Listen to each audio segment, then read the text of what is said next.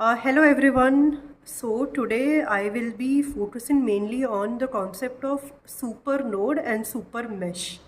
This is something very important and most students usually have a doubt on how to approach the problems. In my last video also I had given a hint about it, but it was very basic, like I had only explained about what to do with the independent source. But here we'll see few more cases of a supernode and supermesh and how to go about it. So this video main focus is on supernode and supermesh. Okay. So when we have a mesh with a current source, so there are two cases possible. Okay. So current source is present in only one mesh, and the other case becomes current source is in between two meshes. That particular thing is known as a supermesh. So let us see in detail. So with only one mesh in which you have a current source, you can take this as an example. So it's a simple circuit with only a 5 ampere current source existing only in one branch of a mesh. So this is simple. Like what we do, we identify the number of meshes, assign the current direction I1, I2. So here you can see I2 is this way, but we already have a 5 ampere current going in the opposite way. So I assign I2 is equal to minus 5 amperes. This as equation 1. And the other equation becomes a normal mesh equation with 4 plus 4 I1 plus 6 I1 minus I2 minus 10 equal to 0. So this becomes another equation. So you have two variables, two equations. You can solve them both and get the value of I2. Okay. Now let's focus on the main important topic for today, that is supermesh. Okay, so whenever you have a network like this, for example, you have a current source with a resistor along with it in series. So resistor is an element acting in series along with the 6 ampere current source. So in this case, what you can do, you can neglect the current passing through the 2 ohm resistor and replace this whole thing as a new network. This is nothing but known as supermesh.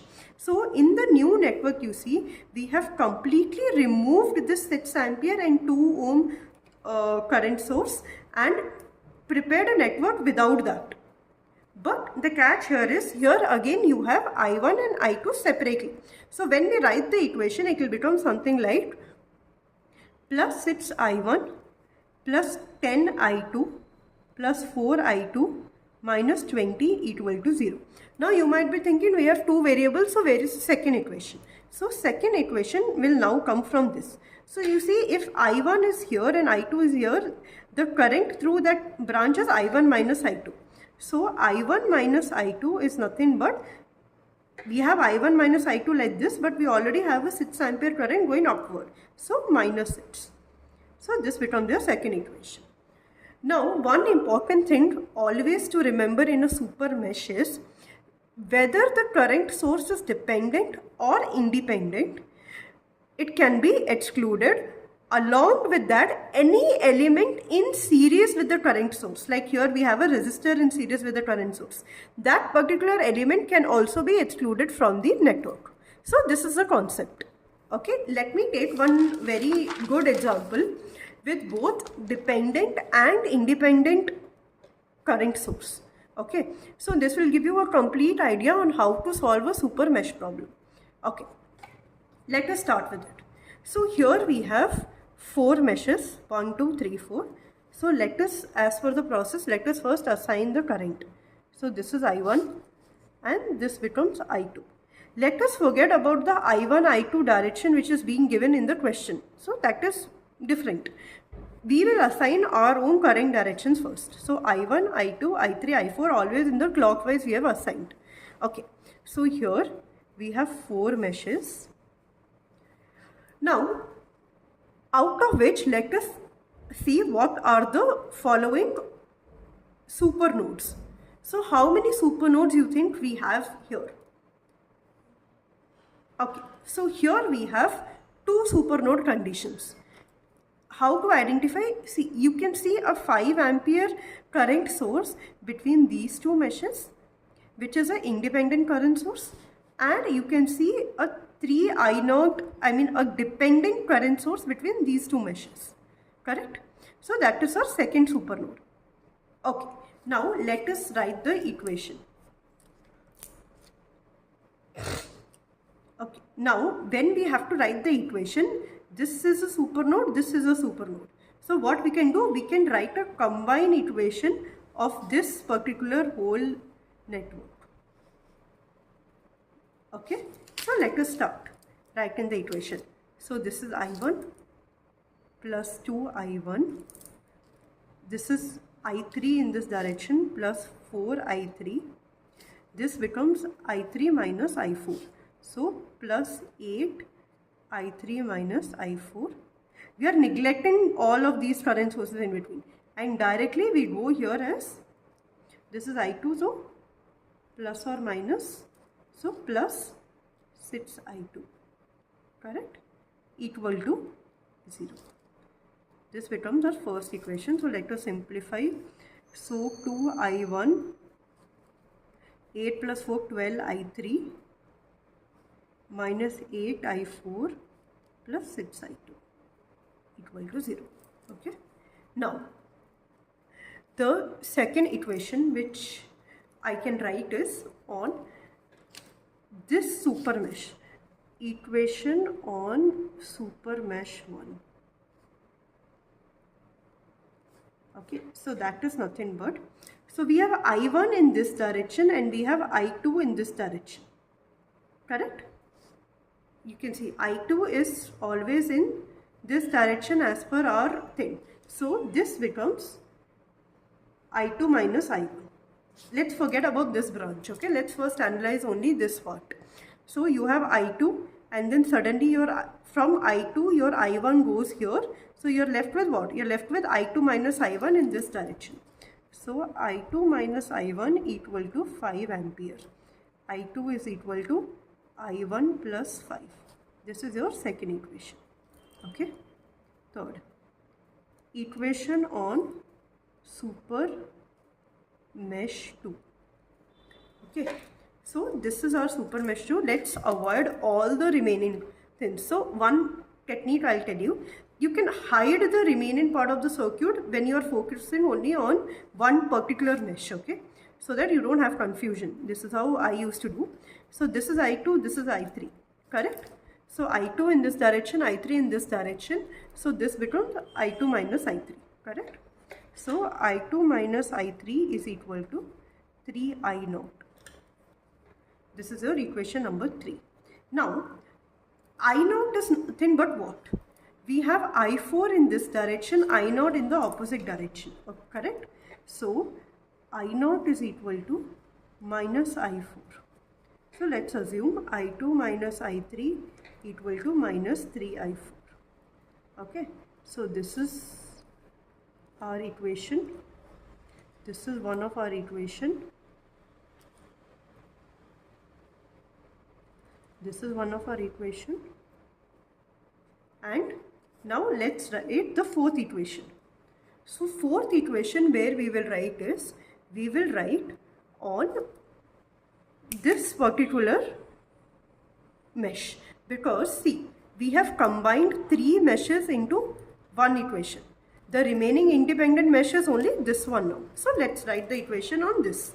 So that will become plus 2I4, I4 is in this direction, plus 10 volt minus 8 I3 minus I4 equal to 0. So now when we solve, 2I4 minus 8I3 plus 8I4 equal to minus 10. So 10I4 minus 8I3 equal to minus 10. So this becomes our fourth equation. Okay. So yeah. So here in the problem I have written the equations. You can solve it any way using, you know, Grammar's method, like using matrix method or substitution method as well. Okay. So you have 4 equations, 4 variables. So from here you can get the value of I1, I2, I3 and I4. Okay. Now let us go on to the next topic. So just like Supermesh, we have something called a supernode as well. Okay, now the concept of supernode comes when you have a voltage source mainly. Okay, so let's see. There are again two cases. Whenever a voltage source is connected between a reference and a non-reference node. So we all know that in my yesterday's video also I had discussed that the reference is always considered ground, that is 0 voltage. So here you can see this is a reference node and this is a non-reference node. So between these two nodes we have a 10 volt source, correct? This is one condition. Now in these cases you can apply normal nodal analysis process which I had discussed, correct? Coming to the other point of focus, which is nothing but supernode. Okay, so in case of supernode, what happens is between two non-reference nodes you have a voltage source. Let me take an example, and that voltage source can be a dependent as well as an independent voltage source. Okay, so let me explain. So here in this circuit our reference node is the ground. V2 and V3 are the potentials assigned at these two non-reference nodes, and between the two non-reference node we have one more voltage source. So this whole condition is known as a supernode. Okay, so in short, a supernode is formed by enclosing a dependent or an independent voltage source, along with that any element connected in parallel to it. For example, you have a voltage source here, okay, and I have a parallel resistor. So, and we have V1, V2, then you have let's say V3 with some other, this is a network. So in this case, this whole thing becomes a supernode. And if you compare Supermesh and Supernode, in Supermesh we used to neglect current source and any element in series to it, correct? In Supernode we will have a voltage source connected between two non-reference node, along with that any element in parallel to it. So that is the difference. It will be more clear with the example which I explained now. So again, I have taken an example with a dependent voltage source as well as an independent voltage source. So let us solve it. Okay. So here we have, let us identify the number of nodes. We have 1, 2, 3, 4, and 5th is the reference node, 0 volt. So the first process is we identify the number of nodes and we assign the potentials. So let this be V1, let this be V2, let this be V3 and V4. Okay. Now let us write the equation first on the first supernode. Okay. So now first supernode is with the independent voltage source connected between V1 and V2. So how the equation will be? Now I am considering leaving current as positive and entering as negative. Okay, so with respect to V1, now leaving current, so V1 by 2, then leaving current V1 minus plus V1 minus V4 by 3. Okay, in supernode it was said that we can ignore this part and directly write the equation for this node now, correct? So with respect to V2, 10 ampere is entering, so minus 10. Again you have a leaving current of plus V2 minus V3 divided by 6 equal to 0. Okay, so this becomes our first equation. Okay, now in the second supernode, first supernode, second supernode.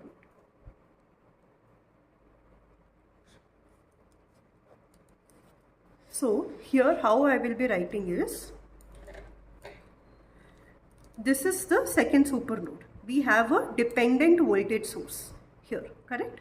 So let us write the equation for V3 leave-in current. So plus V3 by 4. You have a entering current already. So minus V2 minus V3 by 6 plus V4 by 1, and then you have a entering current, so which means minus V1 minus V4 by 3, so equal to 0. Just a second. Equal to 0. So this becomes my second equation. Okay. Now remaining equations, what we can do is, we have to write it on the supernodes. Okay. So plus 20 plus V2 minus V1 is equal to 0. So nothing but this is supernode 1. So V1 is equal to V2 plus 20. This is the third equation. Okay. Now the fourth possible equation is again at this supernode. So plus 3Vx plus V4 minus V3 equal to 0. So V3 is equal to V4 plus 3Vx. Now you might be thinking that we have a Vx here. Vx is nothing but the voltage across this 3 ohm resistor, correct? So how will we, write that in terms of V1 and V4 is the question. Okay, so let us write that also. So Vx is nothing but voltage between V1 and V4. So how will we write? Plus 3, which is plus Vx plus V4 minus V1 equal to 0. So Vx is nothing but V1 minus V4. This is your fifth equation. When you substitute this here, it becomes V3 is equal to V4 plus 3 V1 minus V4. So V3 is equal to 3V1 minus 2V4. 1,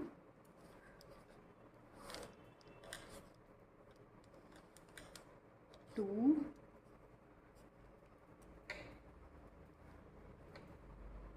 3,